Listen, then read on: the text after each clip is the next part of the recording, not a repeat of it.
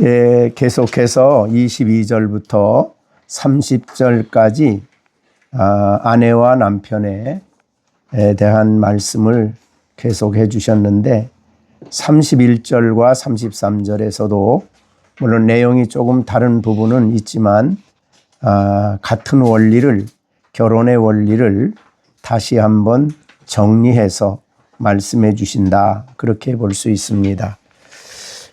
같은 말을 왜 또 하느냐 그렇게 생각하지 마시고 중요하기 때문에 이미 한 말씀을 다시 정리해서 우리의 마음에 새기는 귀한 말씀으로 우리가 겸손히 받아야 되겠습니다. 31절과 33절에 보면은 결혼의 가장 중요한 비밀이며 또 결혼의 가장 중요한 교훈은 바로 중심 원리는 연합이다, 그렇게 볼 수 있습니다. 이미 앞에서 말씀드린 것이지만 31절에 보면 그러므로 사람이 부모를 떠나 그의 아내와 합하여 그 둘이 한 육체가 될지니 이 비밀이 크다 라고 말씀하십니다. 그래서 이 31절의 내용은 하나님이 결혼 제도를 세우셨는데 그 결혼을 하나님이 주도하신 혹은 주례하신 창세기 2장 24절의 말씀을 인용한 것입니다. 그래서 여기에 31절에서는 남편이라 그러지 않고 사람이라 그렇게 말했어요. 이거는 바로 창세기 2장 24절의 말씀을 인용한 내용입니다. 사람이 부모를 떠나 그 아내와 합하여 그 둘이 한 육체가 된다 혹은 한 몸이 된다, 이렇게 말씀하신 결혼에 대한 성경의 정의라고 볼 수 있는 그런 말씀이 되겠습니다.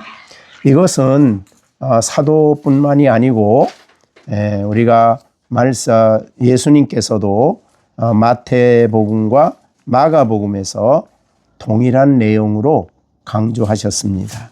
그래서 마태복음 19장 4절에 보면 예수께서 대답하여 이르시되 사람을 지으시니가 본래 그들을 남자와 여자로 지으시고, 그리고 말씀하시기를 그러므로 사람이 그 부모를 떠나서 아내와 합하여 그 둘이 한 몸이 될지니라 하신 것을 읽지 못하였느냐.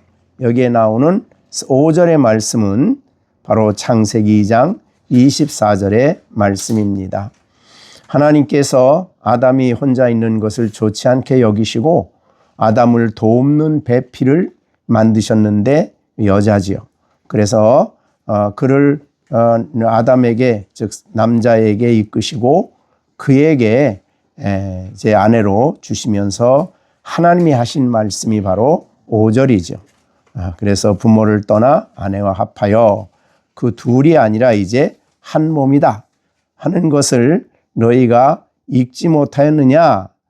그런즉 이제 둘이 아니요 한 몸이니 그러므로 하나님이 짝지어 주신 것을 사람이 나누지 못할지니라 함으로써 예수님께서 결혼에 대한, 즉 여기 앞에 나오는 이혼 문제를 가지고 나온 사람들에 대해서 분명한 성경을 가지고 결혼에 대한 정의를 확고하게 말씀해 주신다, 그렇게 볼 수 있죠. 그리고 난 다음에 이 말씀을 31절에는 사도도 동일하게 그렇게 창세기의 말씀을 인용해서 결혼에 대한 정의를 설명하게 해 주시고 있습니다. 우리는 이미 앞에서도 이미 22절 이하에서도 말씀했지만은 사람이 부모를 떠나서 아내와 합하여 그 둘이 한 몸이 되는데 이게 비밀이다. 그 비밀은 바로 하나됨의 비밀입니다. 네, 이 비밀이 크다, 그렇게 말씀을 하셨습니다. 우리가 이 말씀을 볼 때에 여기에 사람이 부모를 떠난다, 이게 여기에는 남자라 그러지 않고 남편이라 그러지 않고 사람이, 그러니까 창세기를 인용한 말씀이죠. 부모를 떠나는 것이 결혼이다. 그러니까 우리가 결혼은 세속적인 개념이 아니라 하나님의 그 정하신 법도에 따르면 사람이 부모를 떠난다. 그래서 아내와 합하는 것이다 라고 말씀을 합니다. 굉장히 결혼의 중요한 가르침이시죠. 그래서 여기에 비밀이 있다 라고 말씀한 내용이 되겠습니다. 떠났는데 둘이 이제는 둘이 아니다. 이제는 한 몸이다. 여기는 이제 우리는 육체란 말을 썼는데 더 구체적인 그런 실감이 나게 되는 말이기도 해요. 그러니까 한 몸, 한 육체가 된다. 이 비밀이 참 크다. 연합의 비밀이 크다라는 말씀을 합니다. 그리고 난 다음에 예수님은 이렇게 둘이 아니요 한 몸이 되게 하신 것은 하나님이 짝을 지어주신 것이다 라고 말씀을 하신 거지요. 이것이 마태복음 19장 6절의 말씀입니다. 하나님이 짝을 지어주신다. 이것은 창세기에 나오는 그 말씀과 같은 내용입니다. 그래서 결혼에 대한 세상적인 개념과는 전혀 다른 성경의 가르침을 사도가 말씀하시고 있다. 그렇게 볼 수 있습니다. 그래서 남편이 부모를 떠나는 중요한 이유는 결혼하기 전에는 부모의 권위 밑에 있는 것이 자녀입니다.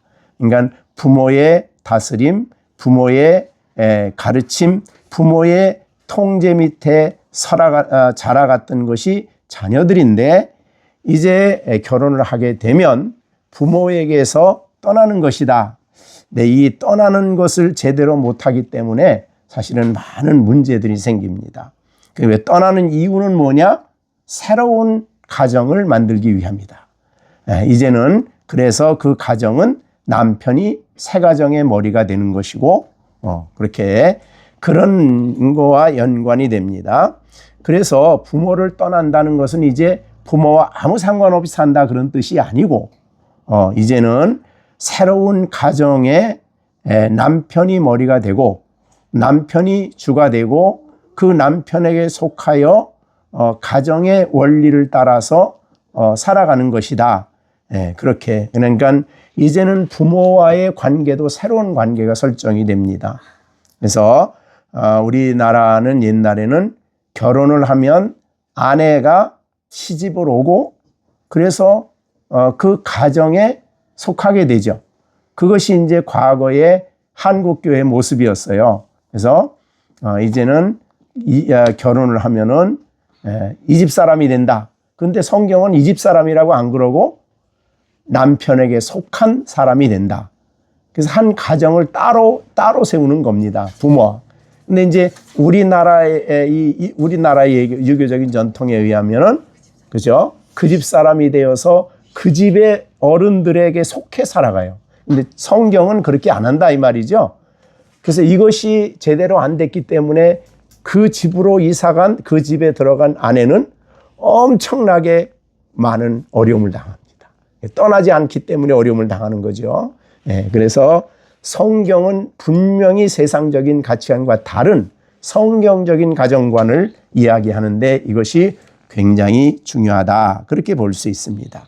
이제 가정의 문제는 남편과 아내가 같이 결정을 하고 남편의 주도적인 머리 역할을 하는데 가장 중요한 돕는 자가 아내죠. 그래서 같이 도와나가면서 가정의 머리 되는 남편이 가정의 문제를 결정하고 새로운 가정의 원리를 따라서 살아가는 것이 성경의 가정관입니다. 대개 고부간의 갈등이 왜 나와요? 이거 안 했기 때문에 나오는 겁니다. 그러니까 고부간의 갈등도 사실은 성경의 가정 원리를 따르지 않았기 때문에 엄청난 고통을 아내가 겪는 거죠. 그것이 바로 이교도들의 모습이었는데 이제 이미 말씀드린 대로 앞에서 말한 대로 남편은 아내를 어떻게 하라고 그랬습니까? 여기에 사랑하는 거죠. 그래서 33절에 보면 너희도 각각 자기 아내를 사랑하여 자기같이 자신같이 하고, 그러니까 아내 사랑입니다. 그러니까 왜 이 말을 했느냐 하면은 남편이 가정의 머리라 그러면 여기에서 나올 수 있는 큰 오류가 뭐냐면 남편이 폭군이 되기 쉬워요. 그래서 내가 머리야, 주인이야, 하늘이야 그러면서 아내를 완전히 자기에게 종속을 시키려고 그래요. 그것이 아니에요. 완전한 하나의 하나님의 형성으로 인격으로 만드셔서 남편과 함께 사랑 가운데 하나가 되어 서로 배려하며 도우며 가정을 이끌어가는 것이 남편이지, 폭력과 권력으로 행동하고 또 이런 아내에 대해서 이런 주도적인 어떤 잘못된 완력을 사용하는 것이 남편이 아닙니다. 그래서 이 말씀을 우리에게 가르쳐 주셨죠. 자, 이게 얼마나 중요하냐 하면 이제는 부모를 떠났기 때문에 부모와 관계가 새로워지는 거예요. 그러니까 남편과 새 관계를 맺음으로 말미암아 부모를 섬기지 말라 그런 뜻이 아닙니다. 오히려 바울 사도는 가정의 식구들을 돌아보지 않는 자는 믿음을 배반한 자다. 이럴 정도로 얘기를 했으니까 결혼을 해도 부모님을 섬기고 부모님을 공경하는 일은 이건 하나님의 법이에요. 그런데 그럼에도 불구하고 그런 모든 결정을 내릴 때 가정을 이끌어갈 때에 완전히 부모와는 새로운 관계가, 그래서 이것이 그러니까 남편과 새로운 관계를 맺기 위해서 그 가정의 부모에게서 떠난다. 이렇게 성경이 가르쳐 주고 있습니다. 그러니까 이 아내는 남편과 새로운 관계를 갖게 되는 것이다. 이렇게 보는 것이 이제 성경의 가정관입니다. 여러분, 이 성경이 언제 쓰여졌냐면 1세기예요. 1세기에 쓰여졌는데 우리나라 이시조선이 1390년인가 그렇죠? 1300. 그러니까 100년 되기 전에 이 성경이 쓰여졌어요. 그럼 우리나라의 이시조선이면 1300년, 1390년경인데 그때 가정관하고 여기의 가정관하고 한번 비교를 해보십시오. 얼마나 놀라운 일인가. 근데 우리는 이거는 1세기인데 창세기는 언제예요? 세상 창조 때부터 하나님의 원리는 그게 가정의 원리예요. 이걸 생각해 보면 정말 이 성경의 가르침이 얼마나 놀라운가 하는 것을 우리가 알 수가 있죠. 그래서 이 비밀이 정말 대단한 비밀입니다. 여러분들은 지금 그냥 성경을 읽으니까 그런가 보다 그러지만 이거 엄청난 진리예요. 그러니까 그래서 1세기경에 이러한 가정의 원칙을 가지고 이제 아내가 부모를 떠나서 남편과 함께 가정을 이루어서 행복한 그 사랑이 넘치는, 또 남편이 아내를 위해서 자신을 주기까지 사랑하는 그런 그리스도에게 배운 사랑의 원리를 가지고 가정 생활을 한 거예요. 그러니까 너무나 놀라운 거죠. 그 1세기에 이게 있었다고 생각을 해보세요. 우리나라 고려, 신라, 조선 훨씬 이전이야. 그러니까 그때 그 이전 또 우리가 오스만 터키가 이제 뭐 500년경인가 뭐 그런데 그때는 지금도 모슬렘은 일부 다 처제하잖아요. 지금도 그런 시대에 한 남자와 한 여자가 가정을 이룬다. 이거는 엄청난 혁신적이고 혁명적인 말씀이에요. 그러니까 초대 1세기에 교회가 세워지고 그 로마가 지배하고 모슬렘이 지배하는 그 고대 사회에 있어서 그리스도인의 이런 가정 생활하는 가정을 보면서 그 시대 사람들은 엄청난 충격을 받은 겁니다.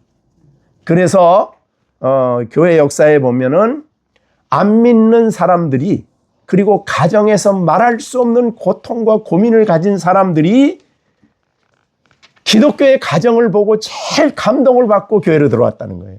그러니까 복음 전하는데 그 당시는 이제 로마 제국이니까 다니면서 예수 믿으라 못했잖아요. 그러니까 뭘 보고 그렇게 변화가 일어났느냐? 가정이라는 거예요. 가정. 가정만큼 복음을 실제적으로 보여줄 수 있는 장소가 없었다는 거예요.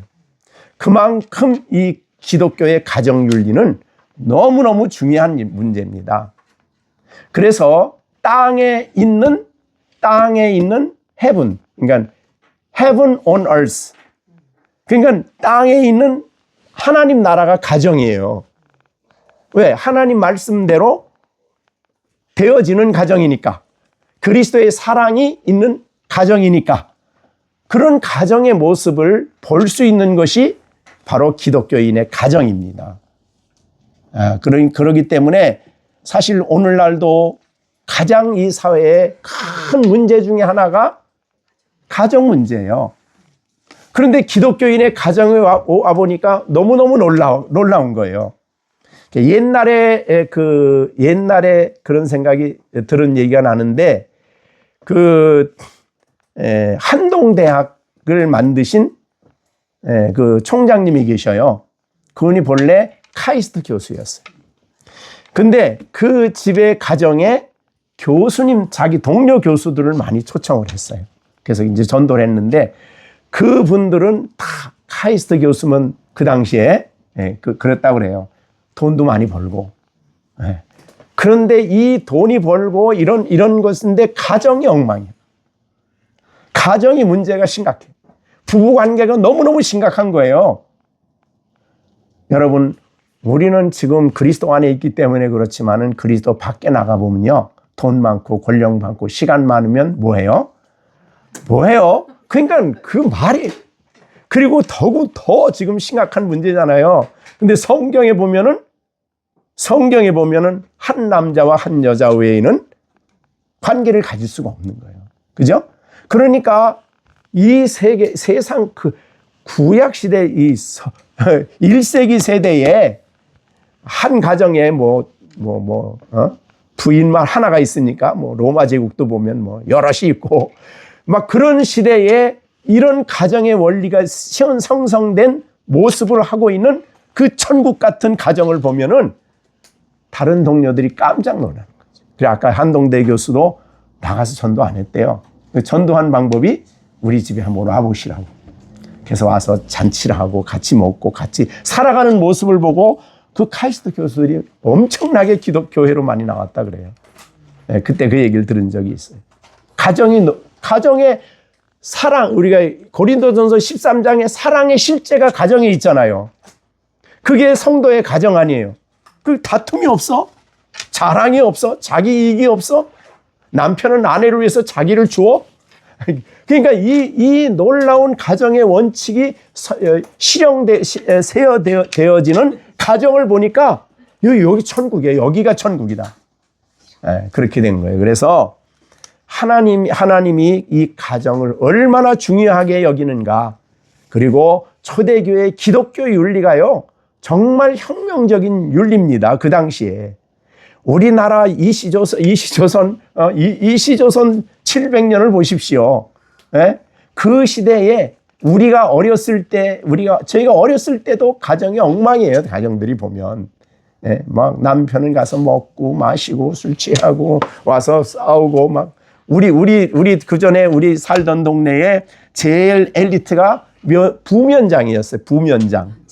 그 당시 시골의 부면장이면요. 굉장한 힘이 있어. 그런데 이분이 술만 먹고 오면 집에 와서 아내를 막 그냥 패는 거야. 그걸 술사한다고 그러지, 술사. 술 먹고 주사하는 거예요.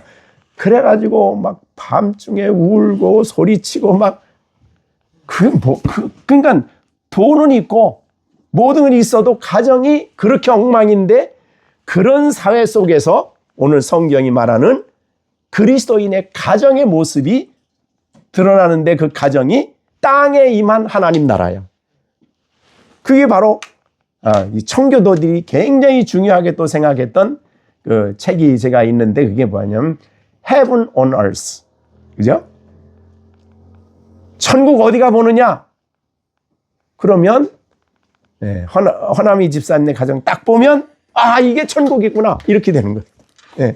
남편이 아내를, 아내가 남편을, 또 자녀들이 부모를, 부모가 자녀를, 뭐 사랑이 실제하는 곳이죠. 하나 주님이 임재하는 곳이죠.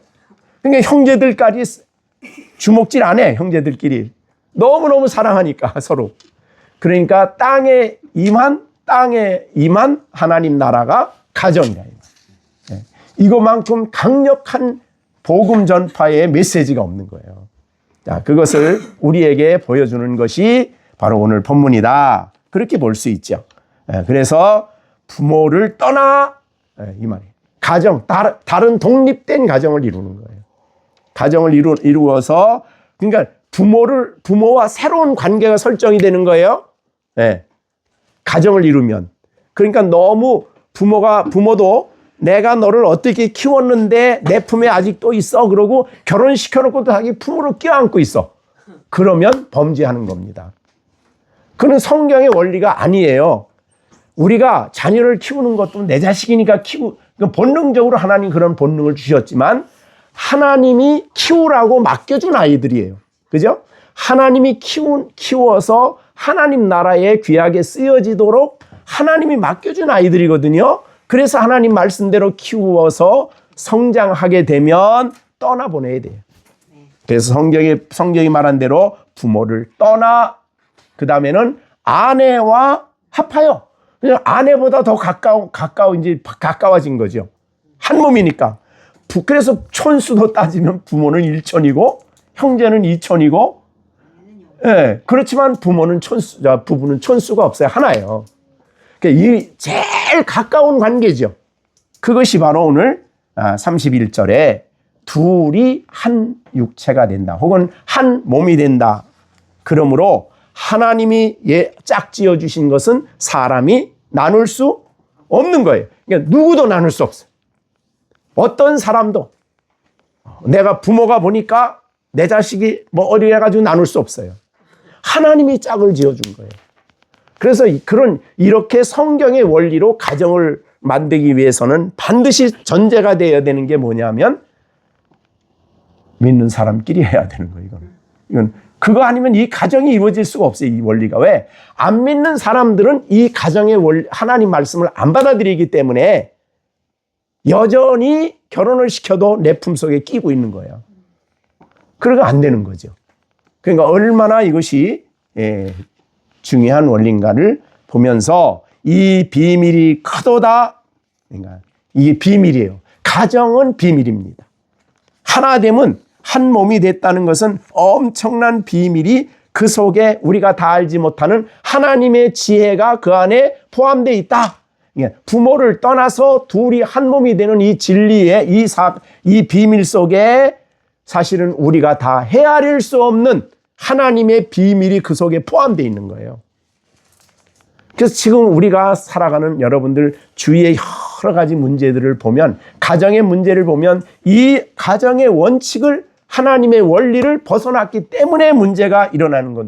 그래서 여기에는 말할 수 없는 하나님이 이렇게 가정을 부부를 만들어서 그리스도 안에서 하나 되게 하시는 이 비밀이 너무너무 많은 거예요. 지혜가. 그러니까 이 가정의 원리 속에 하나님의 지혜, 여기에서 행복을 느끼고 여기에서 서로 돕고 여기에서 자녀를 키우고, 이 속에 비밀이 너무 큰 거예요. 야, 너는 이제 애들 키웠으니까 됐다 그러고 부모가 그러니까 이혼한다는 거, 이런 것이 가지고 오는 영향에 대해서, 자녀들에게 미치는 영향에 대해서 전혀 이방인들은 모르는 거예요. 나만 편하면 됐지. 나만 이렇게 되니까. 그러니까 이 비밀을 모르기 때문에 그렇습니다.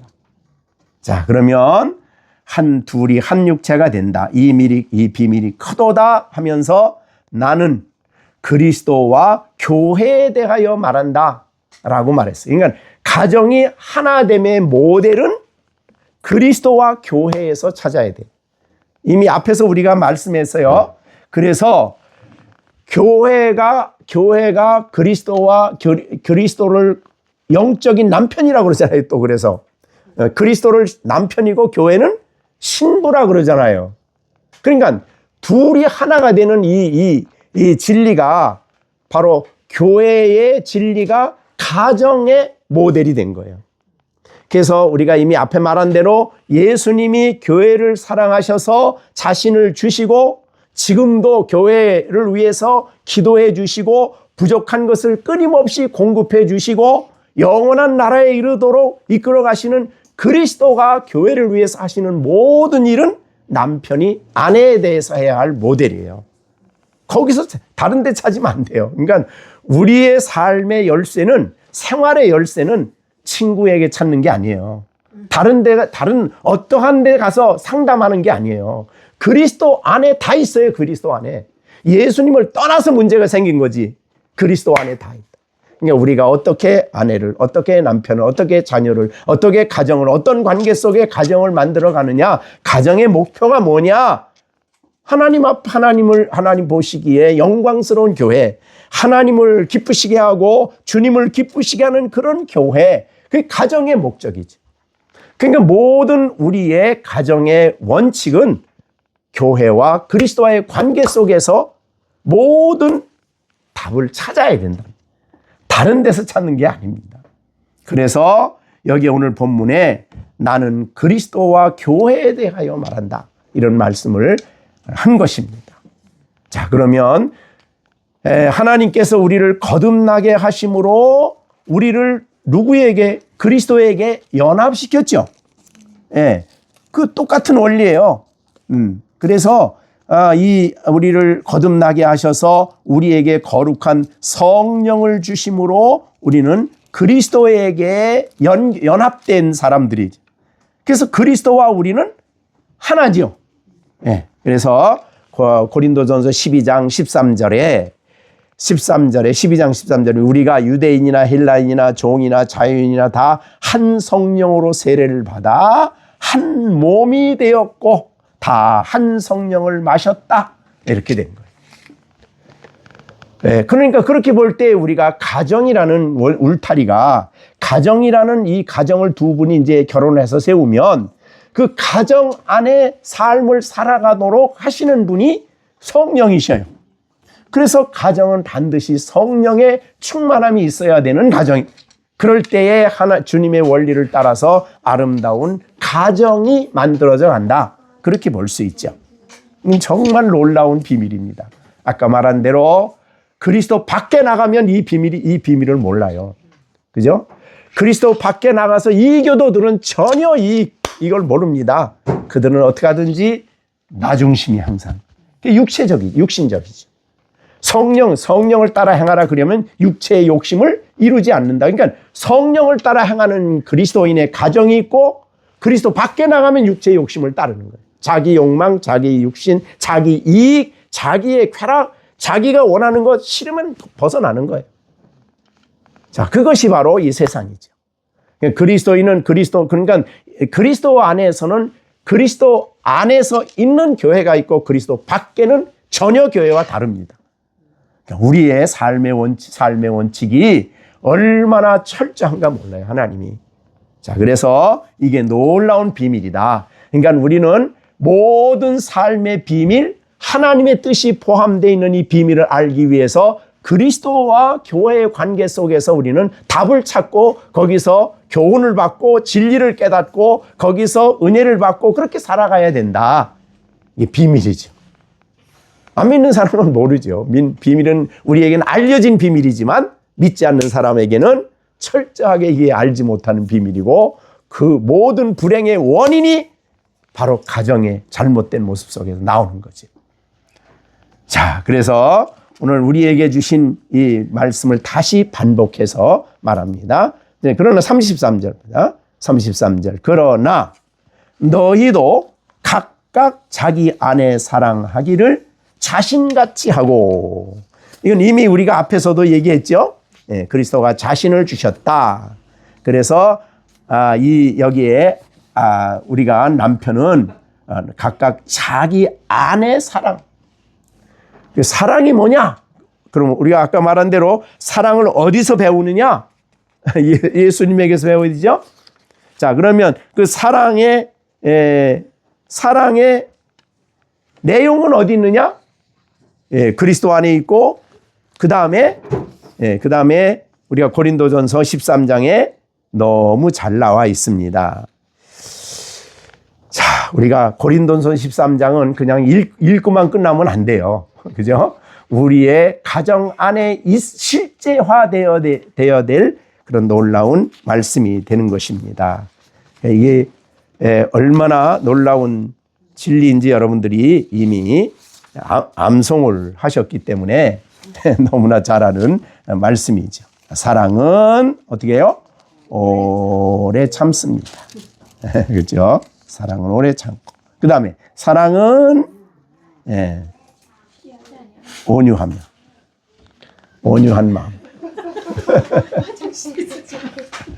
사랑은 뭐예요? 뭐하지 아니하며? 시기 안 해. 남과 나를 대조하지 않아. 시기하지 않고. 이 시기하면은요, 평안이 없어요. 시기에는. 그죠? 사랑은 자랑하지도 않아. 사실은 우리에게 주신 은사는 하나님께 감사의 제목이지 자랑의 제목은 안 돼요. 뭐든지 나 자랑하는 사람은 안 돼. 그 교회적, 성경적이 아니에요. 사랑이 아니에요.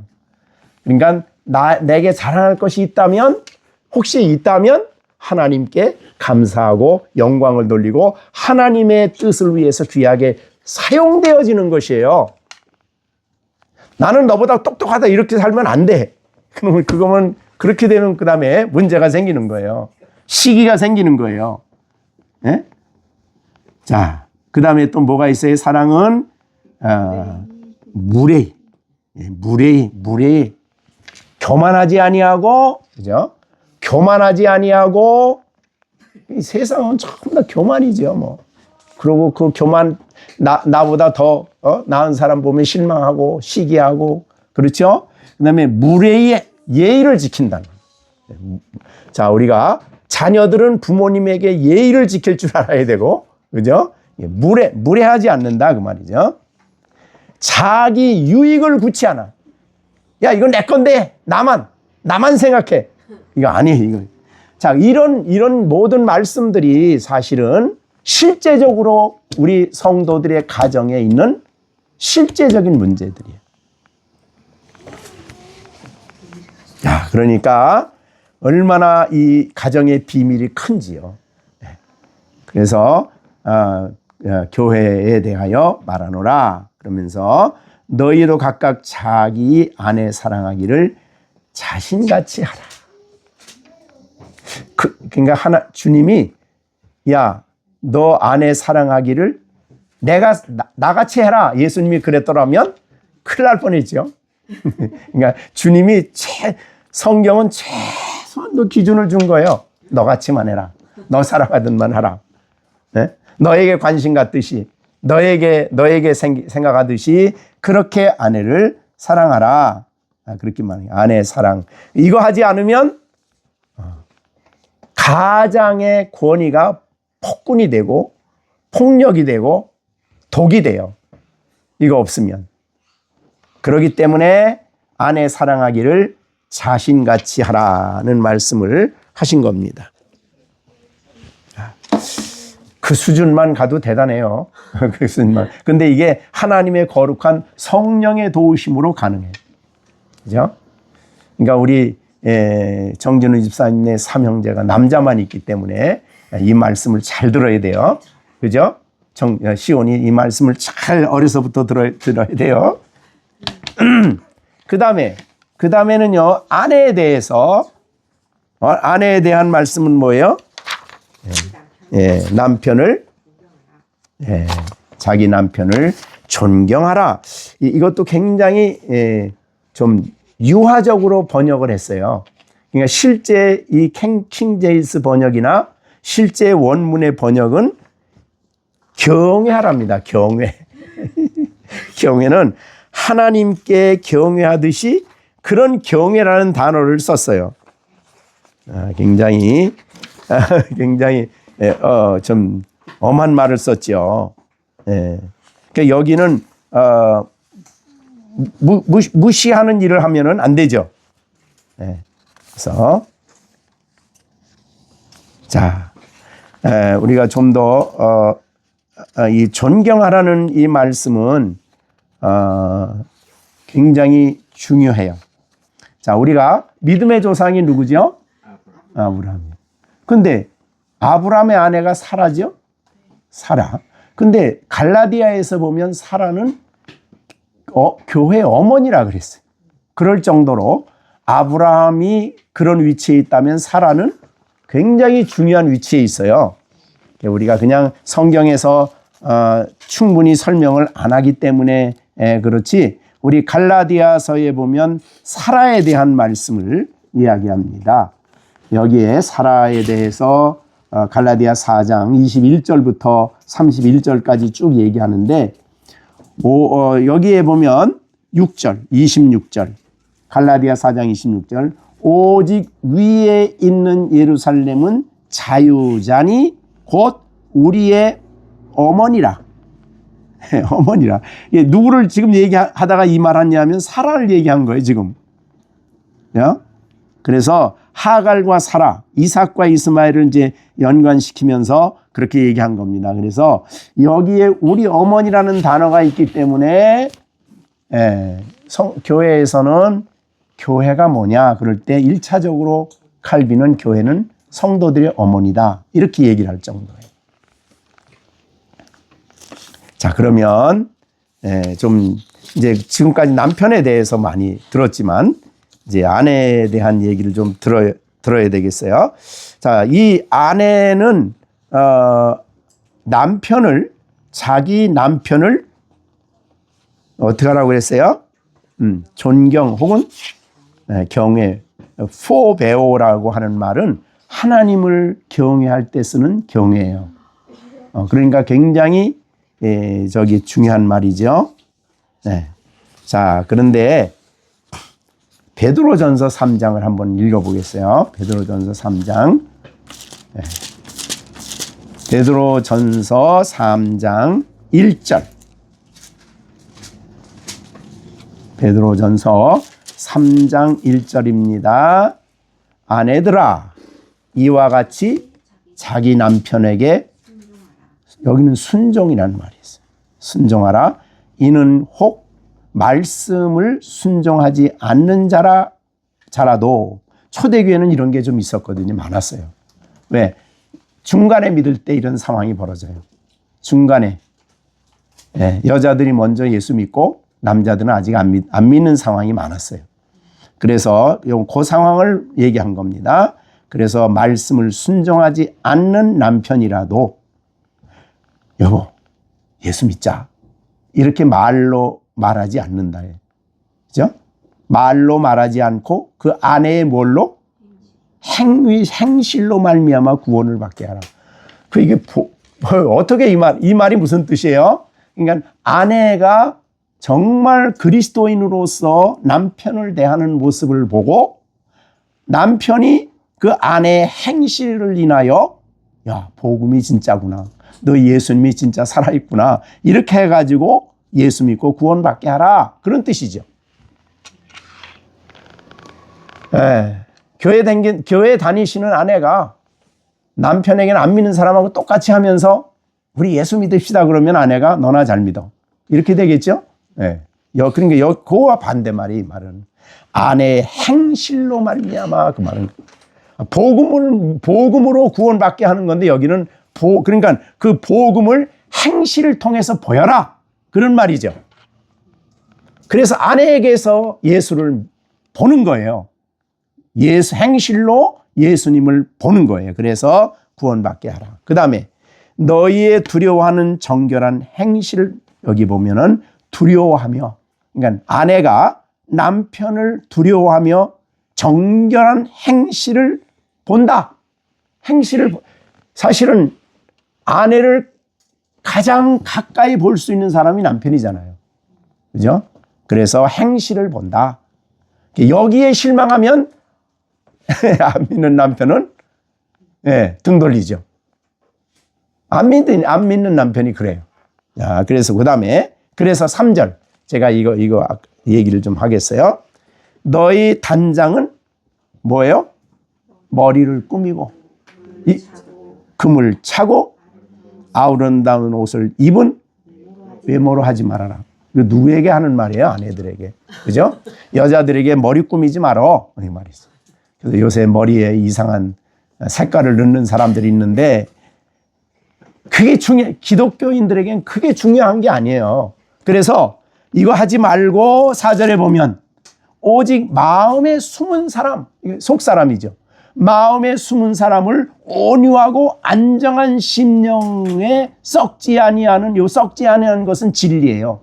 썩지 아니하는 진리로 단장을 해라. 이것이 하나님 앞에 값지다. 그러니까 우리 시령이가 하나님 보시기에 넌 정말 값지다. 그럴 때 뭘 단장하라고요? 속사람, 마음. 예, 껍데기만 단장하면 그렇게 하지 말어. 하나님 그러시는 거예요. 자, 그러니까 이 3절과 4절이 대조가 되는 말이에요. 그죠? 예, 그래서 야, 외모 꾸미지 마. 그럼 뭘 단장을 하라고요? 속 사람을 단장해라. 인격을 단장하는데 그 인격을 단장하는 게 뭐예요? 온유, 안정한 심령, 썩지 아니하는 진리. 이것으로 너의 속 사람을 단장해라. 이것이 하나님 앞에 값지다 그랬어요. 값지다. 얼마나 값진지. 예. 하나님 보실 때 너 정말 값진 사람이다. 가치 있는 사람이다. 이렇게 인정해 주신다는 거죠, 하나님이. 그러니까 하나님이 사람을 보는 모습은 외모가 아니에요. 그의 내면을 본다 그 말이지. 근데 사라가 그랬어요. 네, 사라 봅니다. 그래서 5절 전에 하나님께 소망을 두었던 거룩한 부녀들 이와 같이 자기 남편에게 순종함으로 자기를 단장했다 그랬어요. 그러니까 남편을 경외하고 순종하는 것은 자기를 단장하는 거예요. 그게 아름다움이에요. 그게 하나님 보시기에 값진 거예요. 기분이 어때요? 허남희 씨하고 허예선 씨 이 말씀 들으니까 기분이 어때요? 네? 네. 이게 하나님 말씀이에요. 하나님 말씀. 그러니까 이런 말씀으로서 아내의 위치에 있다면 남편은 그 모습을 보는 거예요. 그 아름다움을 보는 거예요. 야, 그 아름다움을 보니까 그 아름다움이 잘 나타난 게 어디 있냐면은 마지막 잠언 31장에 나옵니다. 그죠? 31장에.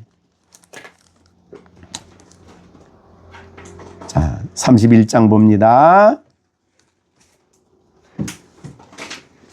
28절. 38장 28절. 그의 자식들은 일어나 어머니에게 감사하며 그의 남편은 칭찬하기를 덕행이 있는 여자가 많으나 그대는 모든 여자보다 뛰어난다. 고운 것도 거짓되고 그렇죠. 아름다운 것도 헛되죠. 네. 네. 결혼에 드레스 입었을 때가 제일 이쁜가요? 제일 이쁘겠죠. 그 아름다움이 얼마나 갈까요? 얼마 못 가. 그래서 고운 것도 거짓되고 아름다운 것도 헛되나 이 남편의 가치를 보십시오. 오직 여호와를 경외하는 여자는 칭찬을 받을 것이라. 그러니까 남편이 볼 때 가장 아름다운 모습이에요. 물론 요새는 잘못된 남편들은 헛된 것 쫓아다니지만 성경은 그렇죠. 여호와를 경외하는 모습의 아름다움이죠. 자, 그렇게 생각하시고 다시 오늘 베드로 전서로 돌아가 봅니다. 베드로 전서 아까 말씀 나눈 부분이 자, 그러면 보세요. 잘 보세요. 5절. 전에, 여기에요. 전에 3장 5절입니다. 하나님께 소망을 두었던 거룩한 부녀들도 이와 같이 자기 남편에게 순종함으로 자기를 단장했대요. 이게 아름다운 단장이에요. 아름다움이에요. 남자들의 눈이 죄악으로 인해 어두워지고 깜깜해지면 이걸 분별 못하죠. 그러니까 문제가 생겨요. 예. 순종함으로 자기를 단장한 아내. 근데 그 아내의 대표적인 사람, 그러니까 여호와를 경외하며 자기를 단장한 대표적인 사람이 6절에 나와요. 누구죠? 사라예요. 이게 아브라함의 아내 사라예요. 그러니까 성경에 그 사람을 모델로 세웠어요. 믿음의 조상, 그럼 믿음을 어떻게 가져야 되냐 할 때 아브라함을 세우듯이 로마 4장에 아내의 모델을 세우는 사람은 사라예요. 그러니까 우리가 사라 그냥 읽으면 안 돼. 그래서 사라를 잘 보세요. 그 다음에 사라가 아브라함을 뭐라 그랬어요? 네. 남편을 주라 칭하여 순종한 것 같이 너희는 선을 행하고 아무 두려운 일에도 놀라지 아니하면 그의 딸이 된다. 그러니까 남편을 주라 했어요. 제가 지난 언제 한번 얘기한 것 같은데, 우리 그 허남이 집사님은 우리 정전희 집사 부를 때 뭐라고 불러요? 여보. 그 다음에 허예선 집사는 우리 김정전 집사 부를 때 뭐라 불러요? 그럼 그 말이 성경하고 맞아요, 틀려요? 주여라고 불러요? 주여라고 불러요? 그럼 더 좋죠. 그러면 더 좋아요. 더 좋아요. 그런데 적어도 주여라고 부르는 이 기본적인 경외심을, 존경심을 담아서 말을 해야 되는데 지금 이름을 불러. 그러니까 우리가 이 성경의 가르침대로 해보자 이 말이죠. 그러니까 이제 오늘서부터 성경의 가르침으로 이름 부르는 거는 버려야 된다고 봐요. 이름 부르는 거는. 최소한도 양보를 해서 허남이 집사님 같이 여보로 부르든지 아니면 뭐 다른 명칭은 되는데 이름은 안 된다. 내가 생각하긴 그래. 아니 성경이 그렇게 말한다 그 말이에요. 나는 허충호 목사 얘기가 아니라 성경이 그렇게 말한다고요. 아니 그럼 말은 그렇게 해도 내 마음은 안 그래. 그러면 말은 그렇게 해도 한다 그러면서 사실은 속으로는 존경합니다. 성경 그렇게 얘기 안 해요. 언어라는 것은 마음의 표현이에요. 그렇기 때문에 그 언어 표현 속에 자신도 모르게 좋지 않은 요소가 들어가 있는 거예요. 그러니까 이 부분은 두 분이 잘 오늘 저녁 예배 끝나고 의논하셔가지고 명칭을 좀 더 다르게 불러요. 아니 어디 가서 예를 들자면 내가 지금 우리 집에 며느리가 왔어, 진성이하고. 근데 와가지고 진성아 그렇게 부른다면 내 마음이 어떻겠어? 물론 존경하겠지. 존경한다고 봐도 그건 말이 안 돼. 내가 볼 때는. 자, 그래서 오늘 중요한 미션을 드렸습니다. 미션을 드렸으니까 그거 목사님 얘기 그러지 마세요. 여기에 6절에 사라는 아브라함을 주라고 했어요. 그럼 뭐 오늘서부터 주라고 하시든지 어떻든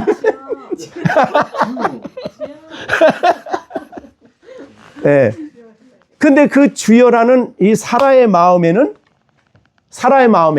진정한 하나님이 가정의 머리로 세워주었다는, 하나님이 나의 남편으로 가정의 머리로 세웠다는 그 존경심이 그 안에 들어간 거예요. 그냥 내가 한번 불러보지 그러고 부른 게 아니에요. 그러니까 이 문제는 굉장히 가정 질서의 중요한 부분이다. 그렇게 생각이 되니까 미션을 드렸습니다. 그 성경에는 일반적으로 성경에는 언어는 말은 그 속에 마음이 들어가 있는 거예요. 언어 속에는 그게 언어의 중요함이 아니에요. 중요성이에요. 네. 야 미친놈 그러면서 나는 존경해요. 그 말이 안 되죠. 그죠? 그러니까 언어라는 것은 정말 중요하게 정제된 것이 돼야 돼요. 특히 기독교는 그래서 말씀의 종교 아니에요. 예수님을 뭐라고도 얘기해요? 말씀이 육신이 됐다. 예수님 말씀이라 그래요. 기독교는 이 언어가 굉장히 중요하게 생각이 돼요. 요사이 부산의 모 목사님은 부목사들 모아놓고 쌍욕을 해가면서 무슨 놈, 무슨 년. 이게 교육자들 모였는데 그랬대. 그러면서 나는 저 사람들을 존경한다? 그 말이 돼요, 그게? 언어라는 것은 굉장히 그리스도인들에겐 중요합니다. 말씀이기 때문에. 말씀의 종교예요. 자, 그래서 여기에 우리가 오늘 본문의 내용대로 이렇게 우리가 자, 그럼 이게 뭡니까? 굉장히 균형이 맞죠? 남편만 막 성경을 막 때린 게 아니고 아내도 바르게 달아가도록 균형 있게 이야기를 해요.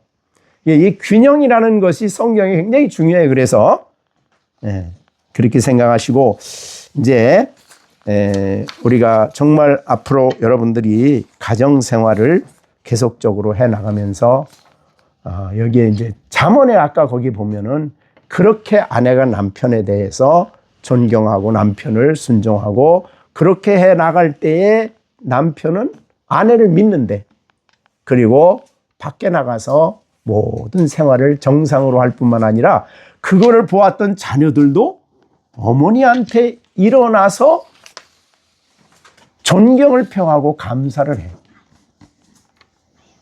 그러니까 굉장히 중요해요. 그러니까 두 분의 관계 속에서만 중요한 게 아니에요. 여기 비밀이 있어요. 내 뒤에서 가정생활을 하면서 자라는 아이들도 부부와의 관계에 일어나는 이런 모습을 보면서 배우는 거죠.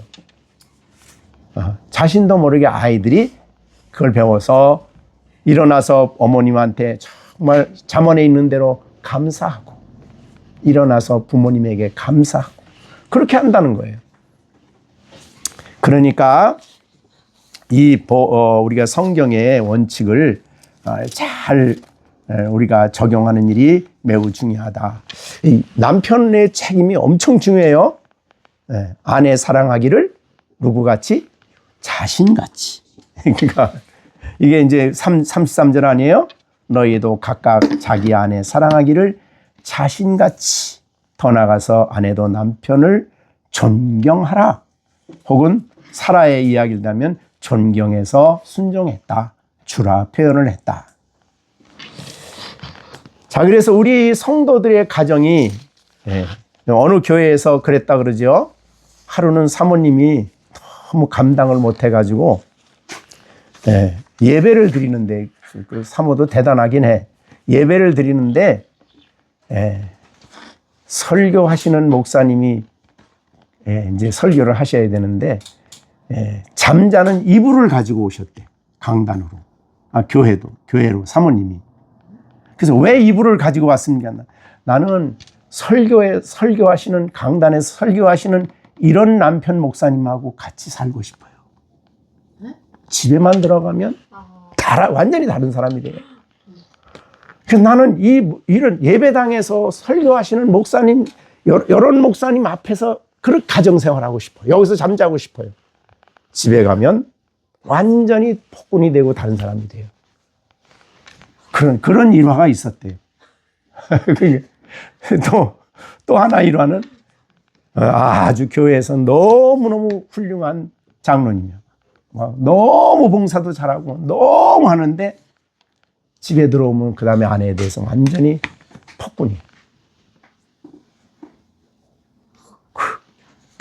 그런데 교회에서는 너무 훌륭한 장로님이야. 말이 돼요, 그게? 안 돼요. 자, 우리가 교회에서 예배 드리는 시간은 사실은 한 주일을 따진다면 주일 예배. 그 전부 다 아니에요. 그래서 사실은. 나머지 시간은 다 가정에서 살잖아요. 가정에서. 그렇기 때문에 하나님은 가정을 그래서 중요하게 여기는 거예요. 교회 생활은, 신앙 생활은 복음을 믿는 사람의 삶이 나타나고 표현되는 데는 가정이 우선이에요. 그래서 얼마나 중요하게 얘기하시냐면 가정은 교회다.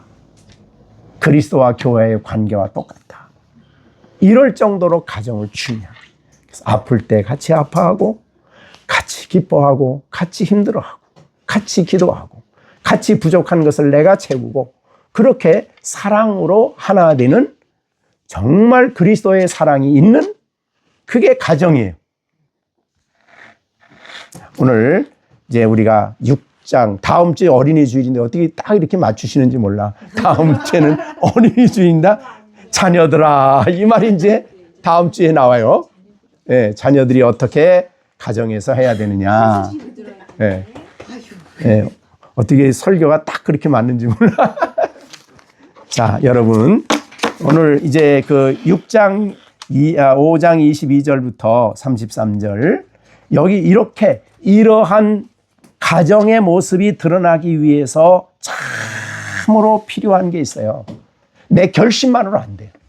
그래서 그 앞에 5장 18절에 무슨 말을 했죠? 술 취하지 말라 이는 방탕한 것이니 오직 성령으로 충만함을 받으라. 근데 성령으로 충만함을 받으라 있기 전에 17절에 무슨 얘기를 했어요? 어리석은 자가 되지 말고 오직 굉장히 중요한 예식입니다. 자, 그래서 결혼함과 동시에 연합되었다는 것을 알아야 된, 이걸 이해하고 가정생활을 해야 돼. 근데 하나님 믿지 않는 사람 그거 못하지요. 그래서 그 시간에 무슨 이상한 짓거리들이나 하고 그러죠. 이 결혼이라는 게 하나님이 짝을 지어주시는, 그래서 성경은 결혼을 가볍게 여기면 안 된다 그랬어요. 무시하지 말라. 굉장히 중요한 거예요. 하나가 된다. 연합된다.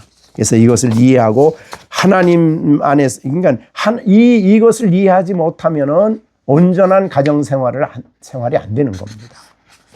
하나다는 이 말씀을 특히 교훈으로 삼아야 되겠습니다. 그래서 가정 생활의 중요한 원칙을 오늘 우리에게 말씀해 주셨습니다.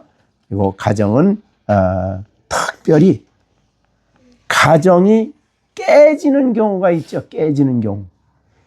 성경에는 깨지는 경우는 두 가지를 허용을 하신 거예요. 그게 뭐냐면 몸이 둘이 하나라 그랬는데 딴 여자하고 이상한 짓 하면 그게 깨진 거예요. 하나님과의 언약이 깨진 거예요. 그래서 그때는 헤어지는 거를 성경이 허용을 하셨어요. 네. 자기 몸을 자기같이 사랑하면 그런 짓은 할 수 없죠. 불가능하죠. 자, 그 다음에 두 번째, 그 다음에 이제 이혼이 허용되는 경우는 우리는 없지만은, 이 성경에 허용된 경우는 두 가지예요. 아까 다른 짓거리하고 또 하나는 신앙생활 너 하지 마. 하나님과 예수님 둘 중에 하나만 택해. 그러면 우리는 그리스도를 택하죠. 그런 의미에서 허용이 돼요. 이혼이. 그러나 그 외에는 내가 나를 고치고 내가 나를 바르게 해서 바른 가정생활이 이어지도록 그렇게 힘써야 된다.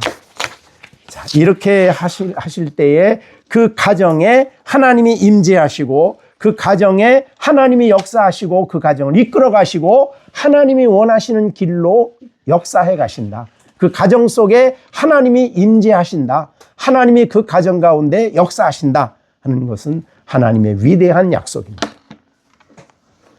그래서 하나님 보시기에 영광스러운 교회와 같이 흠과 티가 없는 그런 아름다운 가정을 만드는 것, 우리의 중요한 사명입니다. 그래서 교회가 건강하려면 가정이 건강해야 됩니다. 그만큼 중요합니다. 자, 오늘 말씀을 마치겠습니다. 기도하고 마치겠습니다. 하나님 아버지, 오늘도 저희들에게 그동안에 에베소서 5장 22절부터 가정에 대한 말씀을 부부와에 대한 말씀을 주셨습니다. 우리가 이 말씀 앞에 항상 겸손히 서서 하나님 말씀이 원하지 않는 길을 단호하게 버리고 하나님께서 말씀해 주시는 법도대로 남편은 아내를 사랑하고 자기를 주신 같이 예수님에게서 아내 사랑의 법을 배우고 아내를 위해서 정말 온 자신에게 대하듯이 그렇게 대할 수 있는 그런 남편들이 되고, 아내는 남편을 존경하고 순종하고, 그래서 사랑하는 가운데 순종함으로 아름다운 가정이 이루어질 수 있도록 우리 열린샘교회 식구들의 가정을 하나님이 복 주시옵소서. 열린샘교회 가정에서 부부와의 관계가 아름다운 모습을 통해 그리스도의 복음이 이 가정들에게 있게 하시고, 더 나아가서 이 놀라운 우리 열린샘교회 가정 안에 땅에 임한 하나님 나라가 이 가정들 가운데 보여지게 하여 주셔서 주님의 다스림과 통치가 가정 속에 있게 하여 주시옵소서. 가정에서 자라는 아이들이 부모님들의 모습 속에서 하나님을 보게 하시고 복음을 보게 하시고 아름다운 자녀들로 성장해 갈 수 있도록 저들이 이제 장성해서 새로운 가정을 이룰 때는 엄마 아버지의 가정과 같은 그런 가정을 이룰 수 있는 지혜로운 아이들로 잘 성장해 갈 수 있도록 복 내려 주시옵소서. 예수님의 이름으로 기도하옵나이다. 아멘.